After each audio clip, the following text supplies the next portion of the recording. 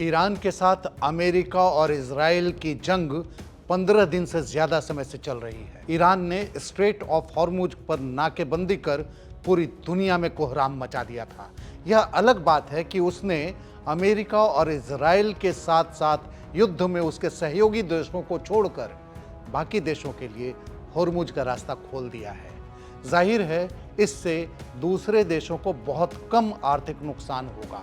वैसे यह बात बार बार सामने आती रही है कि युद्ध सिर्फ विनाश और तबाही लाता है। इससे किसी का भला नहीं होता, नुकसान ही होता है।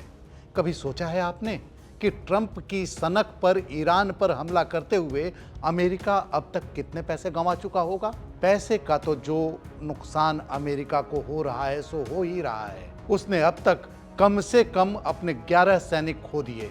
युद्ध के दौरान फ्यूल भरने वाले 5 विमान भी उसके क्रैश हो चुके हैं। इन सब के अलावा वह तेहरान से लेकर इस्फहान तक भी B-52 बॉम्बर से लगातार बम बरसा रहा है। इस बमबारी से ईरान तो तबाह हुआ है ही, लेकिन तबाही मचाने में अमेरिका ने कितने रुपए बहा दिए, इसका अंदाजा है आपको? अमेरिका राष्ट्रीय आर्थिक परिषद के निदेशक केविन हैसेट ने यह जानकारी साझा की। उन्होंने बताया है कि ईरान के साथ हो रहे युद्ध में अमेरिका ने अब तक तकरीबन 12 अरब अमेरिकी डॉलर यानी भारतीय मुद्रा में 11 खरब 8 करोड़ रुपए से भी ज्यादा खर्च कर दिए हैं।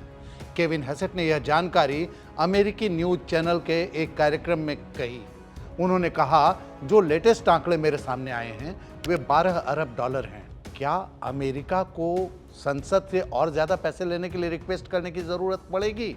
यह पूछे जाने पर हैसेट ने कहा कि फिलहाल हमारे पास वह सब कुछ है जिसकी हमें ज़रूरत है, और ज़्यादा पैसों के लिए कांग्रेस के पास वापस जाने का जहां तक सवाल है तो यह एक ऐसा विषय है जिसकी जांच रसेल वाट और OMB करेंगे।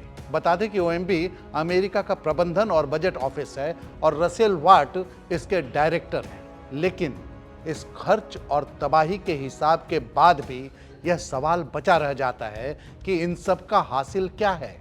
शांति दूत बनने की चाह में अमेरिकी प्रेसिडेंट डोनाल्ड ट्रंप कब अशांति के दूत बन गए, इसका एहसास उन्हें आखिर कब होगा? इंसानियत की हत्या करने वाली यह जंग आखिर कब तक चलेगी? इस सवाल का जवाब आप भी तलाशें, और तब तक देश दुनिया की बाकी खबरों के लिए देखते रहें India.com।